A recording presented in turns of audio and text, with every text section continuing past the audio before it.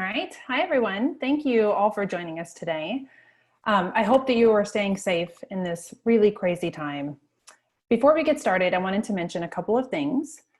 First off, we have live closed captioning available for this webinar. Stephanie Goffigan is working her magic behind the scenes. So please be sure to turn on this feature. You should see it at the bottom of your toolbar. It should say captioning. Go ahead and turn that on because you can experience a lot of benefits from closed captioning. Maybe there's something that you might have missed where you'd like to go back and revisit something. So that has a lot of benefit there too. And just a heads up for everyone, we will be recording this session and we're going to provide a link afterwards. And as we go through the session, please feel free to post any questions in the Q&A. We're going to address those at the end, but you're welcome to submit any questions. And we're going to go ahead and get started here. So hi, everyone. My name is Angela Kwai. I am the Senior Manager of User Research and Accessibility on the Ultimate Software side. I suppose soon we're not going to say that when we become one company. But I'm so delighted to have all of you here, and also wanted to note that I'm the chair of ADAPT, which is our brand new disability community of interest.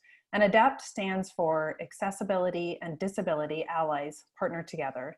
And our mission is for people of all abilities to feel supported, to spread awareness about disability and accessibility, as well as embrace a culture that's considerate of everyone. So we are going to do our official launch on August 15th. Be sure to be on the lookout for that email, and there'll be lots of different upcoming events and ways to get involved with that community of interest as well. So ADAPT is sponsoring this webinar today in celebration of the Americans with Disabilities Act 30th anniversary, which is huge. And the actual celebration day is July 26th, this Sunday. And the ADA has really been instrumental in disability inclusion throughout the United States. And as a global organization, we're going to be looking for more ways in the future to celebrate across our entire organization. So that way we can celebrate disability, accessibility, and inclusion. So as part of this 30th celebration of the ADA, we have asked Becky from Disability In to speak with us today. So Becky Kekula serves as the Disability Equality Index Director at Disability In.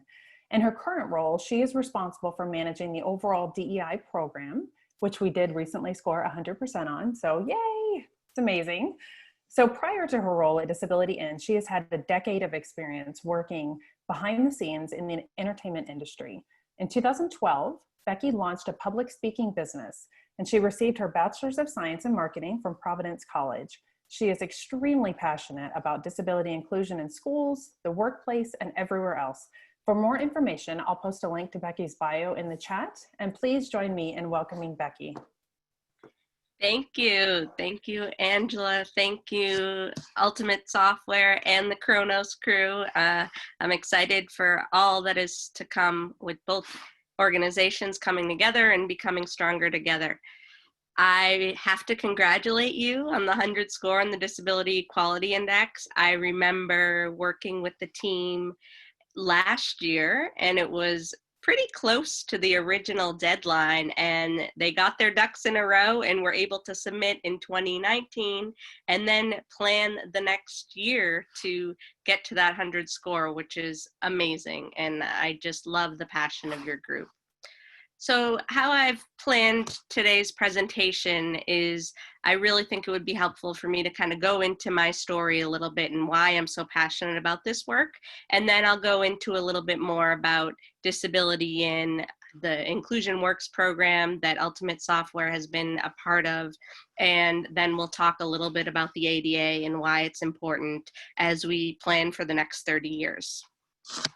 So for those of you who may not be able to tell, sometimes I think people can tell because of facial features, but I am a little person, a person who was born with dwarfism. I identify proudly as being part of the disability community. Little people, in fact, do need accommodations in certain scenarios. I think historically people may assume that we don't have a disability because if we don't have anything going on mobility-wise, or if we are just getting by in day-to-day life, that may not be considered disability. And that's why I also appreciate that even with the new launch of your ERG, you're including the word disability in there because we want to strengthen it. And my ultimate goal is to get the little people community to embrace it a little bit more as well.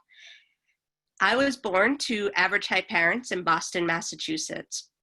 And one of the reasons this is important is because 80% of little people are born to average height parents. And a lot of times people have not seen a little person before meeting their newborn child in the delivery room. And it may be scary for them just because there's a lot of unknown.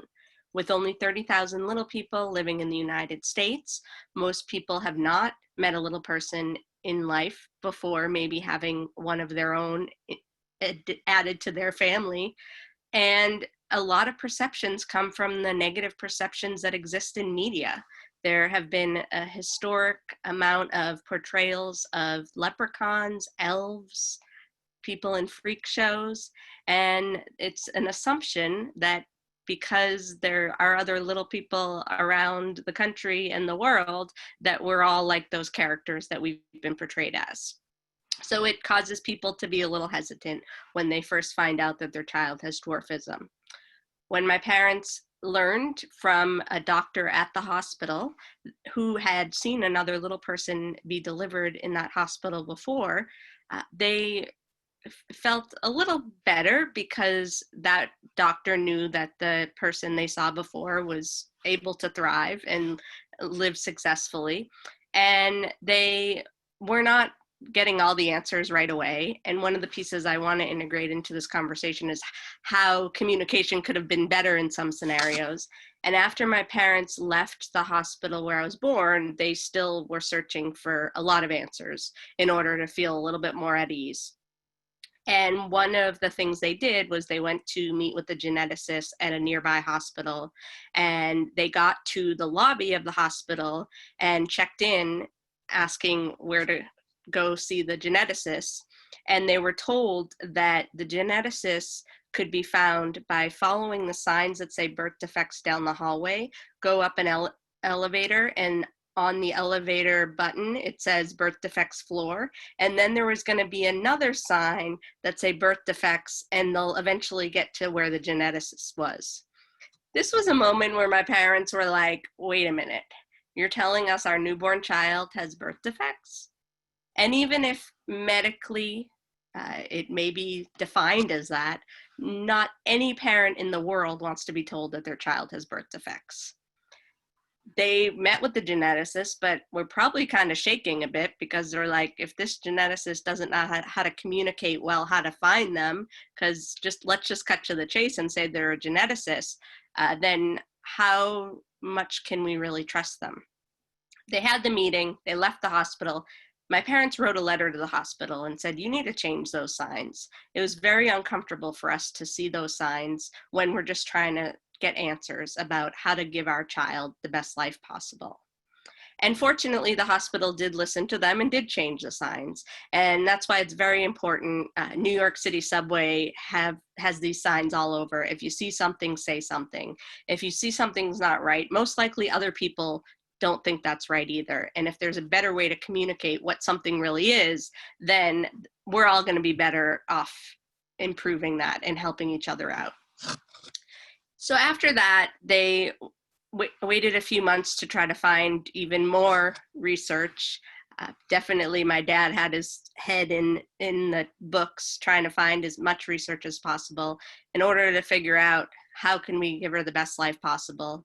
They were able to find a dwarfism specialist in Baltimore, Maryland. And in Baltimore, there was a sleep study happening. And if they signed up for the sleep study, they were going to be able to meet with this doctor. So we drove 8 hours from Boston to Baltimore, and my parents sat in the waiting room that was filled with people from all around the world who come to this specialist. And they had ghostly white faces. And the doctor said to them right when he came out of his office, getting ready to call in the next patients, he told my parents to get right into his office so he could give them the answers they needed to at least know, yes, it was going to be a journey. It didn't mean it was going to be easy raising someone with dwarfism, because dwarfism does come with medical complications in most scenarios, but they were going to have his support.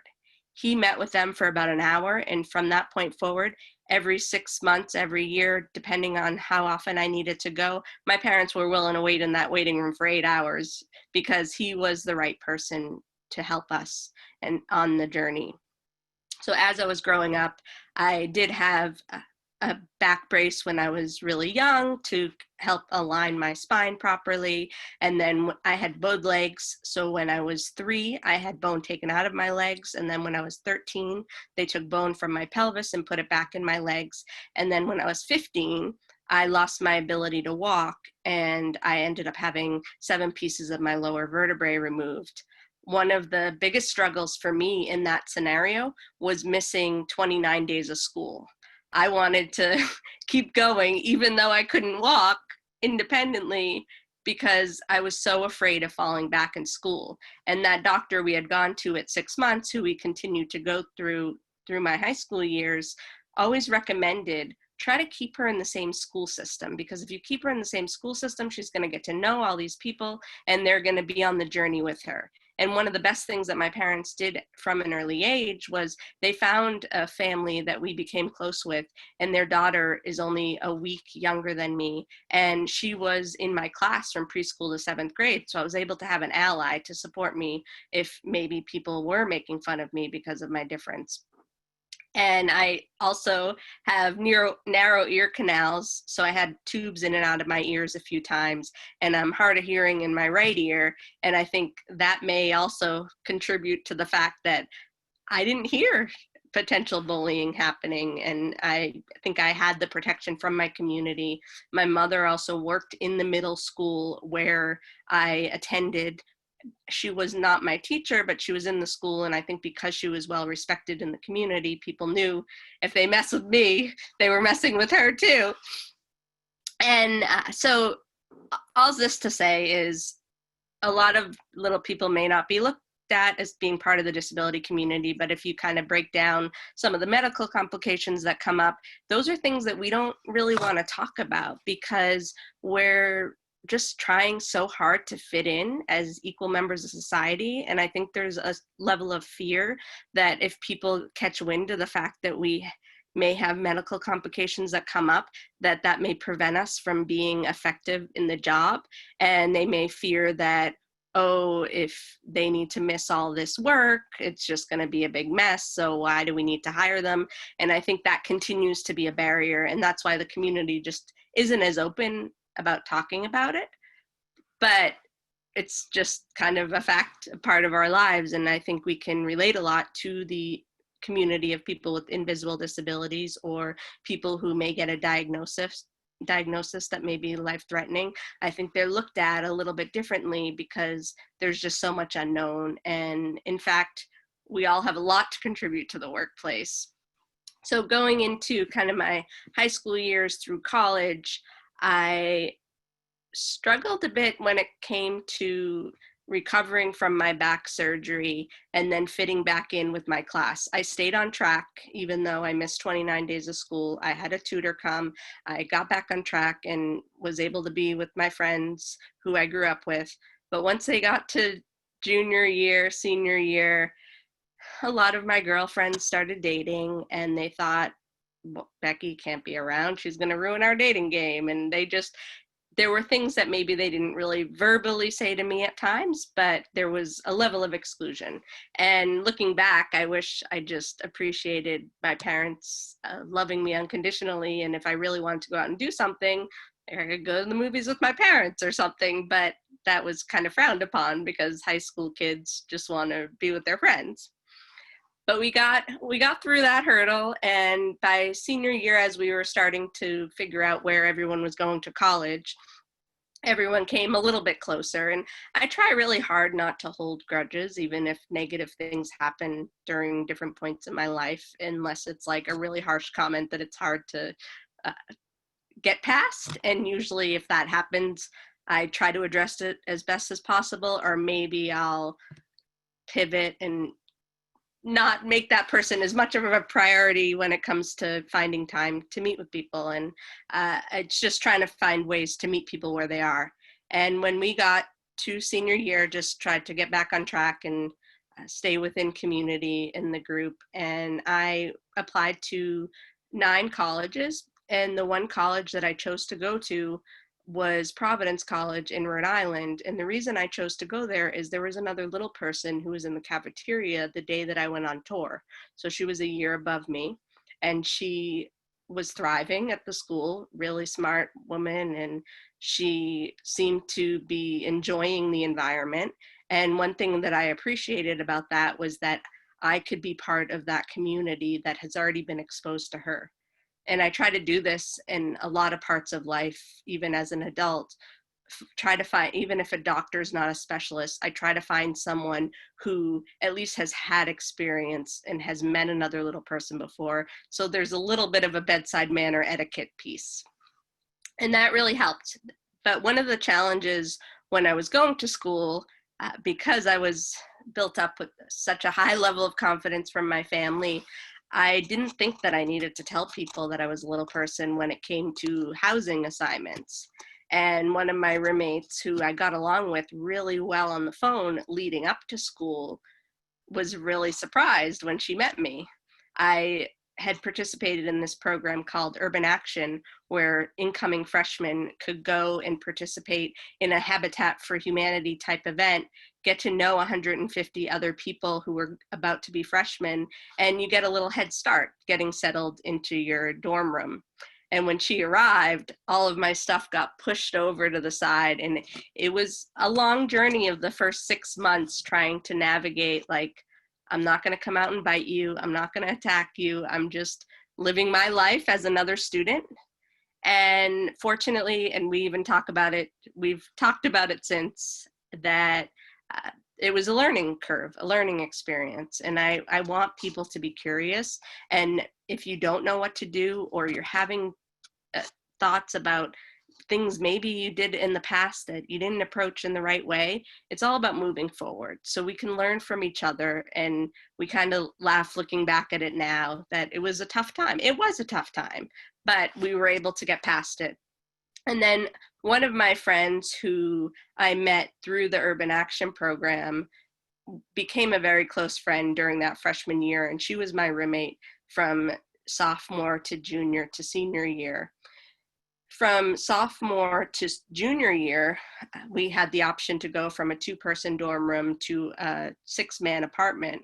And she was on the swim team, and she had some friends from the swim team who wanted to be in a dorm room with us going into the junior year. But there was one person in the group who was not really as active on the swim team, and she was worried about being left behind with me on most nights and days in the apartment. So that didn't work out, but it probably would have been a very awkward scenario for me if that wasn't spoken about ahead of time. And fortunately, we were able to find 2 more people who wrote a Post-it on our door and said, we're looking for roommates if you guys want to room together. And it worked out seamlessly. I was glad that that didn't happen, but these are things that come up. And I think people assume that because we're short in stature, that we may not have the cognitive ability to understand what may be going on around us. But I'm very aware in most scenarios what's happening around me. And I want to figure out how to meet people where they are and not get them to be more afraid and not push them away more. So as I was going through college, I did several internship experiences related to my marketing degree. I kind of tried a little bit of everything. And then I became really interested in the entertainment and media industry because junior year, I applied to about 110 ad agencies in the Boston area for the summer before my senior year. And the one that responded was called Allied Advertising. I think they're now called Allied Integrated Marketing. And they were the intermediary between the movie companies and the general public. So they take a movie like Happy Feet. They would try to fill advanced screenings of movies with the target audience. So try to find families in the Boston area. Hey, here's your free ticket. Go see this movie. And then we would write notes, kind of be spies in the movie theater on what people reacted to. And if they reacted negatively to some of the scenes, maybe we could get those notes to the studios fast enough so they could make the change before the wide release. And there was something about that experience where I felt like man, this industry has a lot of power and a lot of influence. And if I get involved in this industry, I can somehow figure out how we can make change of how people with disabilities are represented, because that affects how we're all treated in society. So then I was kind of on this kick of every opportunity from that point forward needed to be somehow related to the entertainment industry. But I also knew that I needed to work really hard in whichever role I was given the chance to do.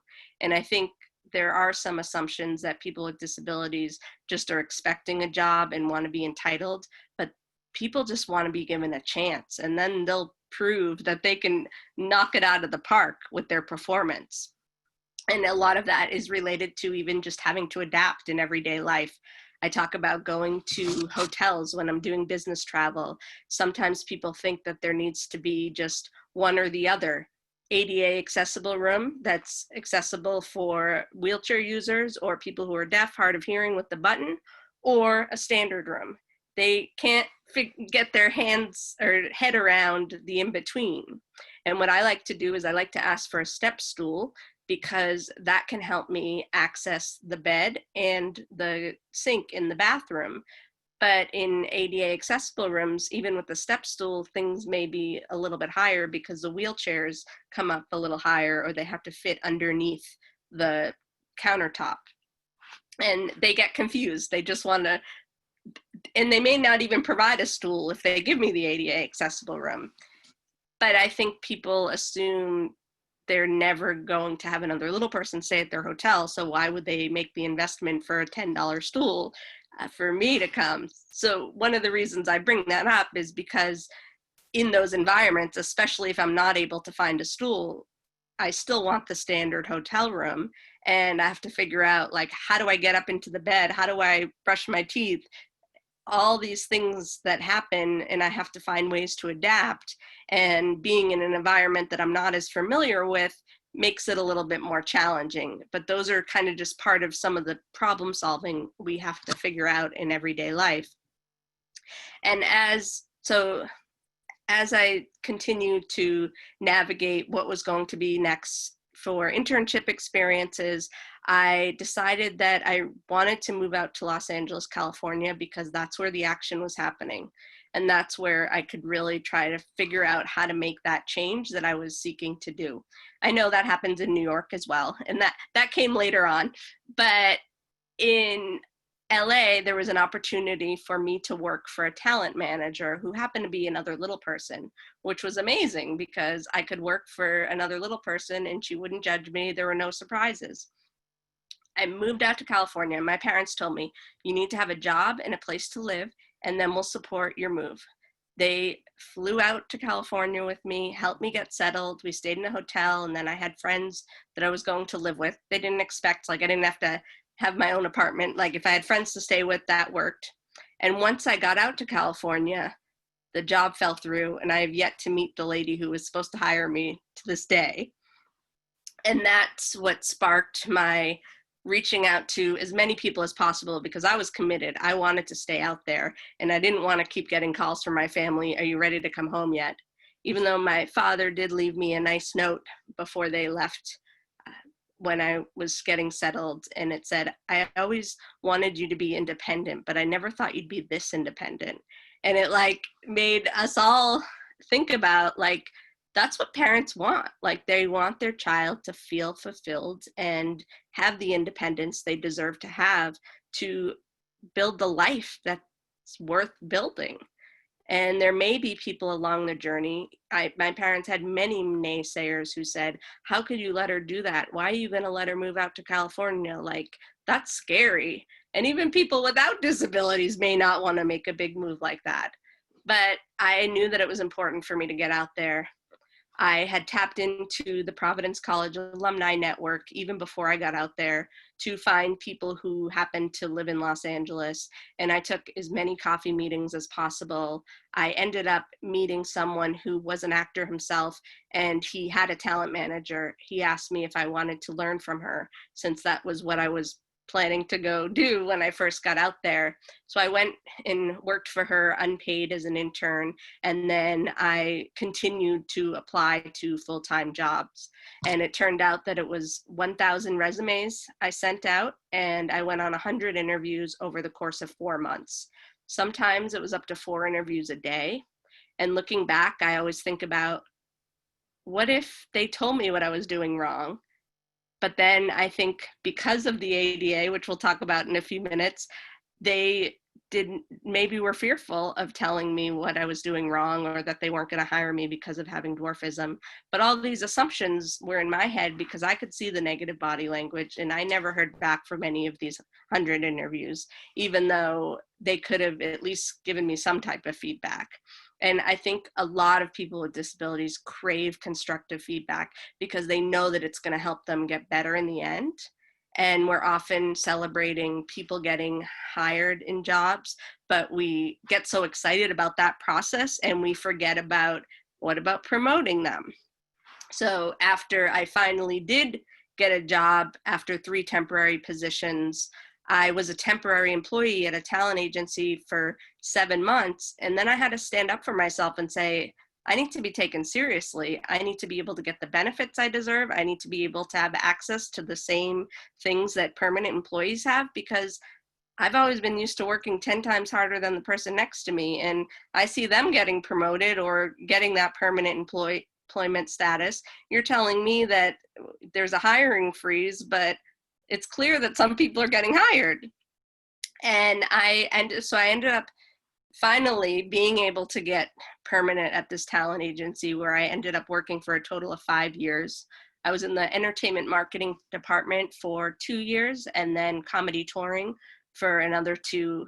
And I think Hispanic marketing was the first thing I did.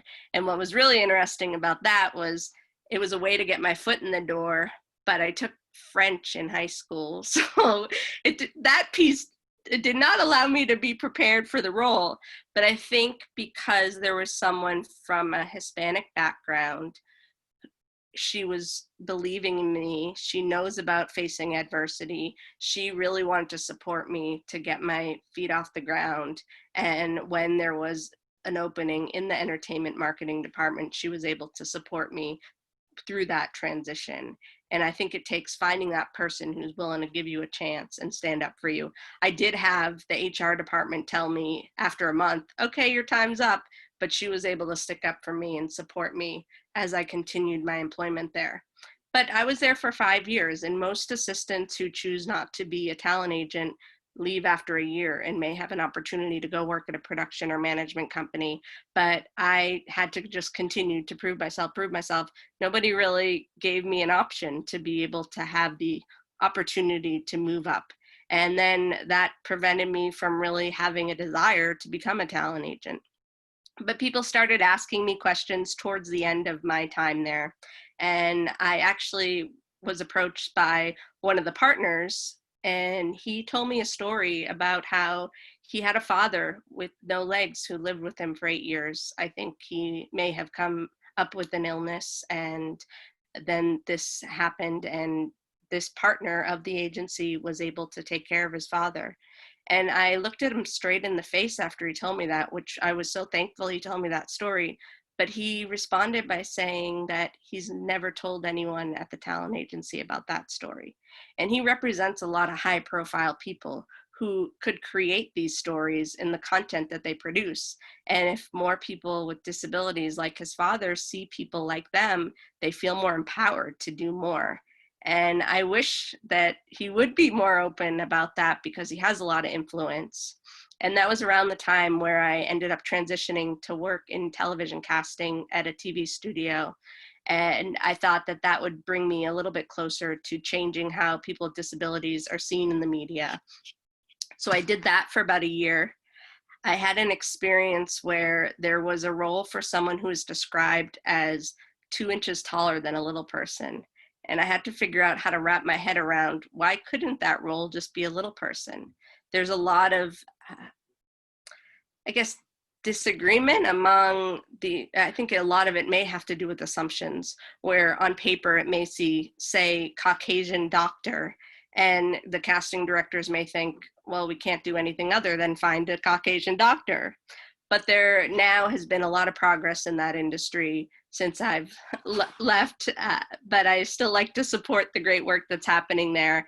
And I am thankful to see some of the progress, but it takes sometimes an actor to challenge the casting director if they are someone who's not a wheelchair user in real life and the roles described as a wheelchair user. They need to say, have you even tried to seek out wheelchair users? Because that's what the role says. Because in that role of just Caucasian doctor, nobody is going to look for someone with a disability. They're just not even going to think about it. So unless it's described as disability, sometimes people with disabilities don't even get the option to audition for those roles.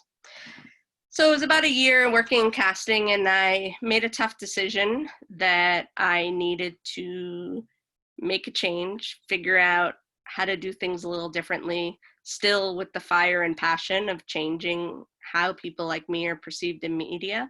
But I thought maybe just having personal connections with people, sharing my story.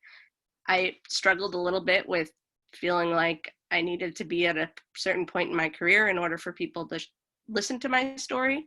But I moved back from California to Boston, and I chose to live with my parents for a year and a half. Very tough decision for me because I was living on my own independently for 6.5 years. And then I felt like, oh, I'm this person with a disability living at home. Like, where's my life going? So I did struggle, went through some tough times, just trying to wrap my head around what was happening and if there was potential for the next chapter of my career. And my sister, who's average height, 3.5 years older than me, told me, I want you to come speak to my students. They hear about you all the time. Why don't you just come speak to them? And I thought, what do they want to hear from me? And I started telling my story, even from that up to that point in my career, but also just participating in sports growing up, being with my peers, really just craving to be an equal member of society and not wanting more than that. And the students gravitated towards it. I started hearing stories about students telling me that their dad wanted, or they wanted to be a teacher in 6th grade. They were planning to go after a career in teaching, and their parents said, you don't need to be a teacher. Like, there's no market for that. And it's like, for people to have to grow up in those environments, for their dreams to be crushed at 6th grade, we're always going to need teachers. And that's when it just kind of trickled to people with disabilities transitioning from elementary to middle school. Sometimes families can't help it if they're going to move from one community to another. It may be related to jobs, but still their child may struggle to transition. And I've been able to go in and talk to the administrators, let them tell me what's happening and what they may be fearful of with this transition. And then it comes down to really just asking the student, what are the accommodations you need to feel successful and empowered in this environment? And in most cases, from school to work, people want as minimal as possible so they don't stand out. Like, they don't want to be standing out. I think there have even been articles about, like, if we overcompensate, that's going to be going backwards in time. If we try to overcompensate for all the time that we've left people behind, we just need to go forward and make them equal members of society and the workplace. So it's meeting people where they are. I share my story, let people ask me the questions that they want to ask.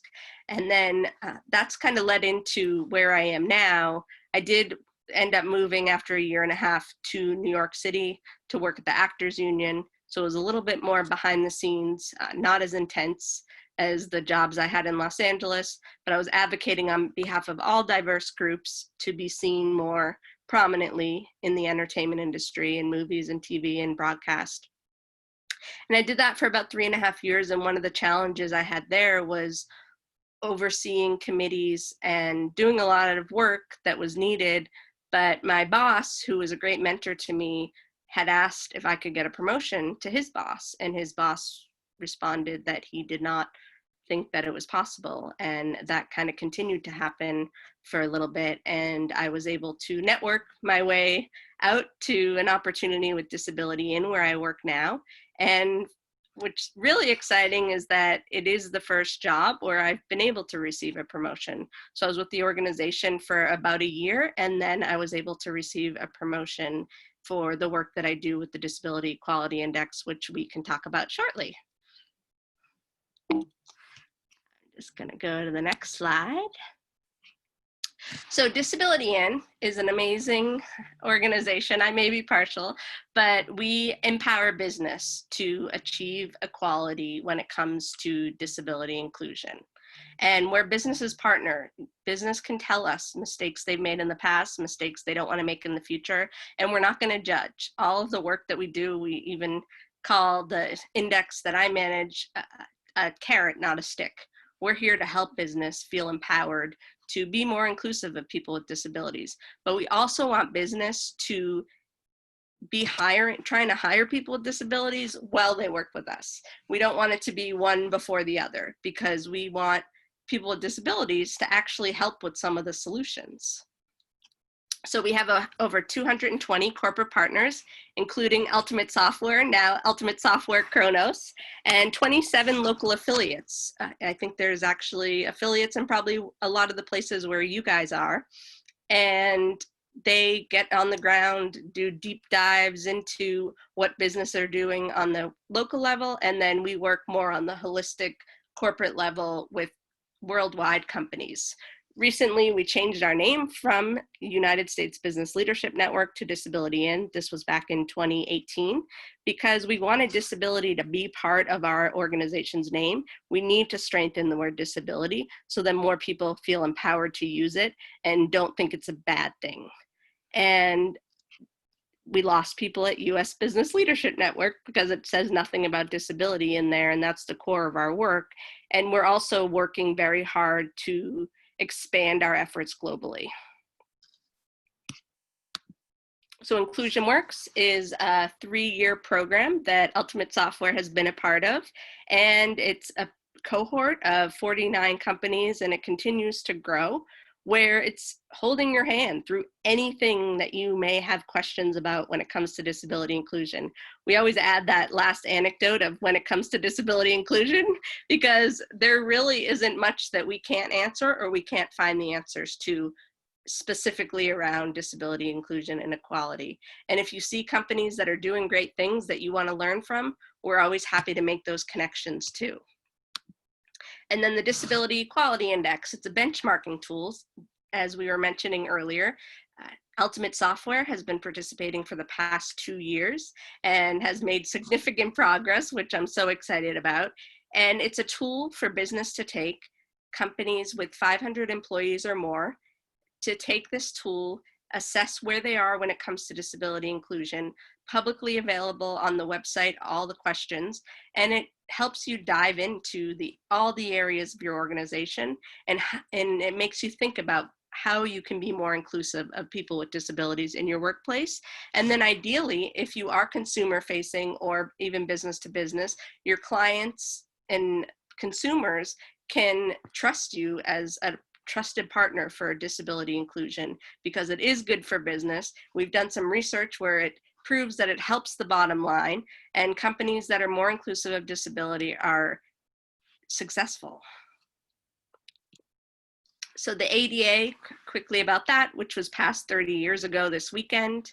It was a piece of legislation that was really important for the disability community, and it took some disability advocates who were super frustrated about the barriers they were facing during this time, a little bit before 1990, and they needed to speak up and get our country to take it seriously that people with disabilities need to be equal members of society. It's one category that anyone could fit into at any point in their life, and we need to find a way to support people and allow them to thrive. And the biggest pillar that we focus on the most at Disability In is the employment pillar, because if people are able to get employment, they feel independent and empowered to give back to society and pay it forward to others. And we encourage people at all levels of organizations to share their story, their relationship to disability. At our conference that we had last week, that I'm sure a lot of colleagues can share information about, there was someone who wrote a tweet about how when someone shares their disability story on a panel, you all of a sudden like have a breath of fresh air because you know that they can relate in some way.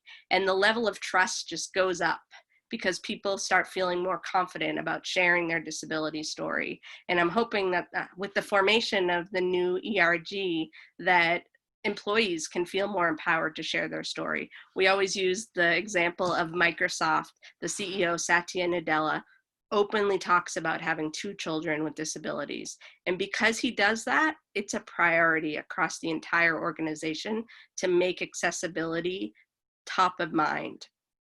Everything needs to be accessible, so nobody's left behind. And we want everyone to empower people to do more.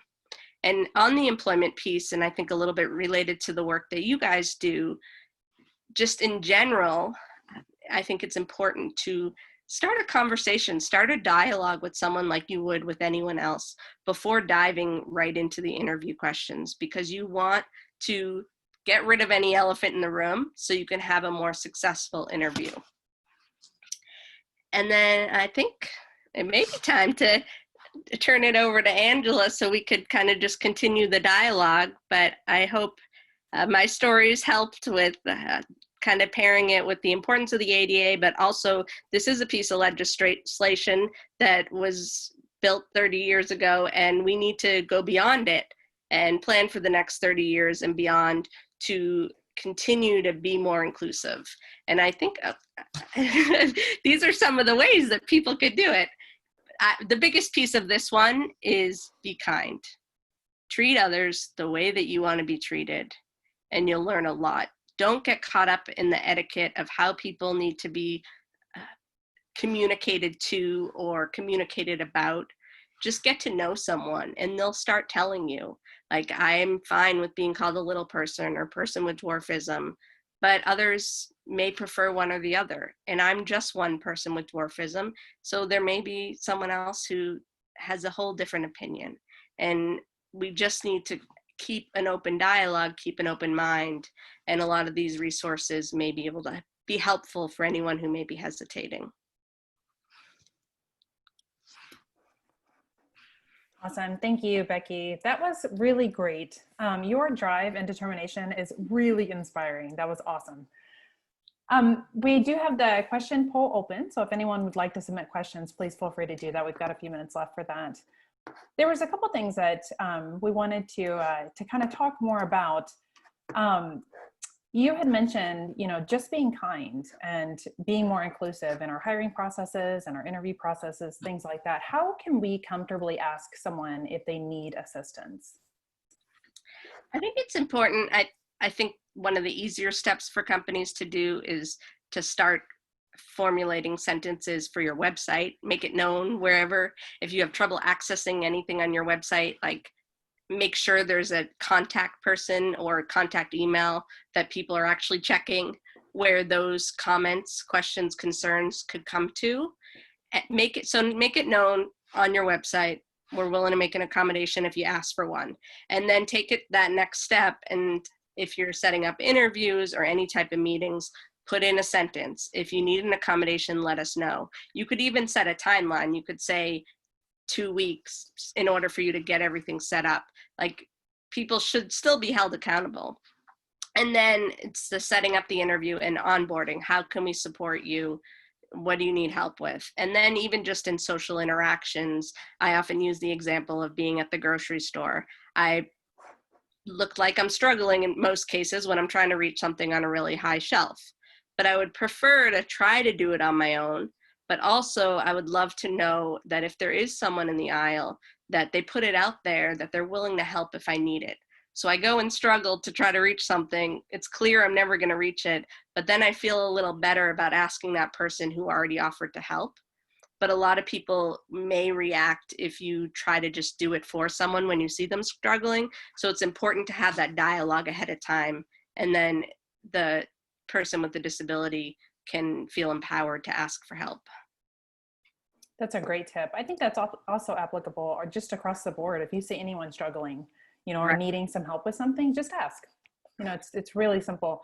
We did get a question from the audience. So Terry asks, how do you deal with people who don't even want to make eye contact with you? That's a lovely question. It kind of depends which environment I'm in.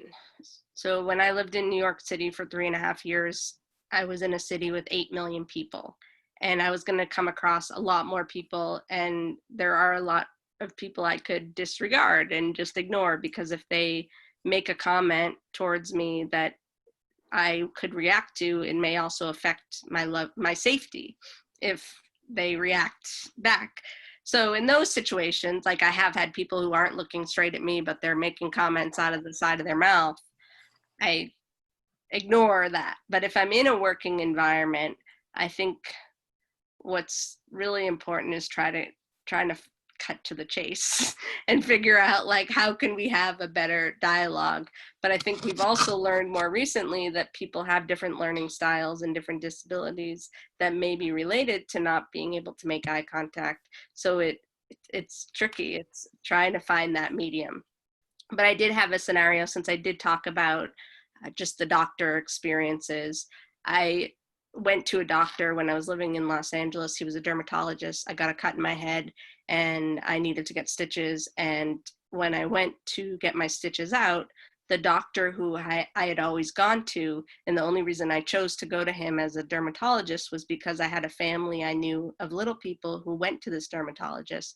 He sent another doctor in the room who I had never met before. And the doctor was shaking, not making eye contact, shaking as he's trying to take my stitches out. And at that moment, so that was one of the biggest moments where I really had to stand up for myself and say, I can see that you're uncomfortable right now and you're shaking. Like, you're gonna stab me in the head trying to get these stitches out, and I already have a cut there.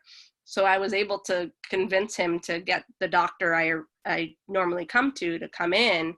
And I think sometimes it's those trigger moments where you're just like, what's going on? But there may be moments where people aren't feeling like they want to address that. And I think it just depends. If it's an interview back in the day, I probably ignored it because I just wanted to be given a chance to answer the questions. But now I think I'm a little bit more aware of it. So if someone's not giving me eye contact, I'll try to figure out how to meet them where they are. The long-winded answer. No, that was great. That was really helpful. So maybe kind of a related question. What's the proper etiquette whenever you meet someone for the first time, either a little person or maybe someone in a wheelchair? Do we go to eye level? Do we stand normally? Like, what's the best thing to do? First, you say, hi, how are you today? Or whatever your greeting may be. And then you ask them, how can we have a conversation? I've had people ask me all the time, could we go over where I could sit down and be at your height? Because I stand 4 feet tall, and if someone's sitting on a chair, they will be closer to my height. Mm-hmm. And then there are networking events where if there was that chance to go find chairs, maybe it's really far away from the event, so you don't want to feel excluded from the event. So it's finding that medium where both people can feel comfortable. But I would say it's just important to treat a person like a person, and then ask if there's anything you can assist with. If there's something that you're really curious about that is appropriate, you should just ask it, so then it doesn't prevent you from being yourself throughout the rest of the dialogue and relationship. Yeah, so it sounds like this being kind and just ask.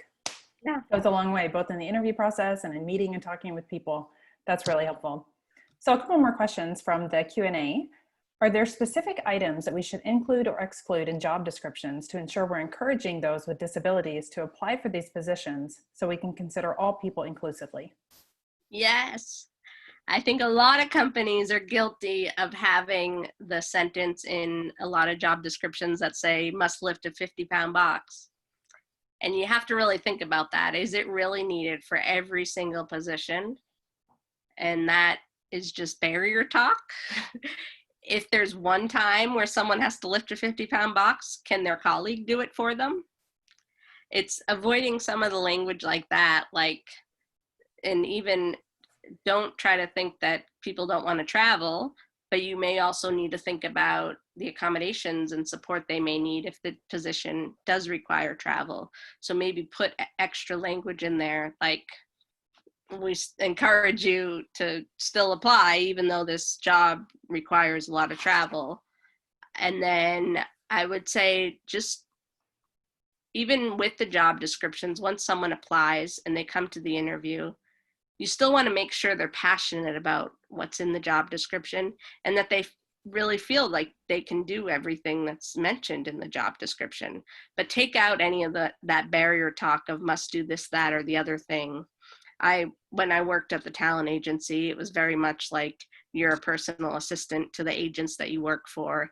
And there were some crazy things I had to do, and I didn't say no to it because I was worried about it preventing me from continuing on with the job. But there are a lot of things that we shouldn't have to do, and just human nature. Like, people can go up and get their own water, like, if really needed. So kind of think about those things of what is it that's a must-have for the job requirement and what's just fluffy extra. If you need help every once in a while to bring something to your car, there are many other people you could probably call on to do that. Yeah, absolutely.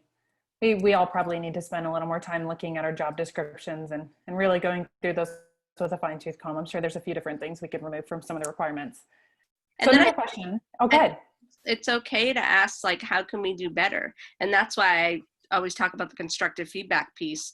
Like, if you feel like an interview just was not set up properly, like, you can continue the dialogue. Even if the person's not right for the job, they may want to help you get better in your interview style or your job description. So don't discount that opportunity too, building a relationship with someone regardless of whether or not they're right for the job. Becky, did you find in all of those interviews and throughout that hiring process, were you reached out to afterwards to be asked that question? Like, how could we have made this better for you? Or not once. The reached out to after was usually with my thank you follow-up. It was, we're going in a different direction with this position. This isn't the right timing. It was kind of like dancing around and like, we wish you the best. Like, that was what I got.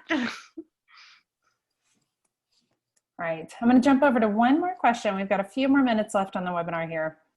So our last question comes from Natalie. She says, we talk a lot about the effects of unconscious bias and how to counteract. What do you do when you are confronted with conscious bias?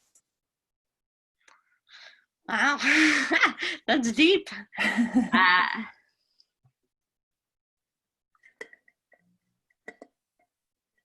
I would say the hardest is like people who I've grown up with, who've been around me my whole life, who then you see fire back of, like, my dad's close friend and former business partner is still like hung up on the fact that there's a certain terminology that my community prefers, which is not the preferred terminology. And it's those things of, like, they continue to feel that they're in the right, but really you have to ask the person if that's what they prefer. And so I don't even know if I would consider that conscious bias, but it's like they're so convinced that that's how you do it. And I think it takes listening to make that shift. I was part of this workshop once. It was around the topic of unconscious bias, and one of the exercises was go find someone in the room who looks nothing like you and try to find 3 things you don't have in common. And that exercise was a lot harder than I thought. And it takes, like, it depends on how specific you go. You could say, I have siblings and stop there, or I have 2 siblings and this other person has 3. But you start to, like, as you get to know people who look nothing like you, you realize you have a lot more in common than you think. So I think it's that getting those people who think that they know it all to take a chance and go out of their comfort zone and learn a little something to then change their mindset. Yeah, that's great. We'll have to remember that for some of our in-person get-togethers or even virtual meetups. That's really interesting. It's a really cool exercise. All right, awesome. I know we didn't get to all of the questions in the Q&A. If you would like to reach out to Becky, her contact information is posted on the slide here as well, so please feel free to do that.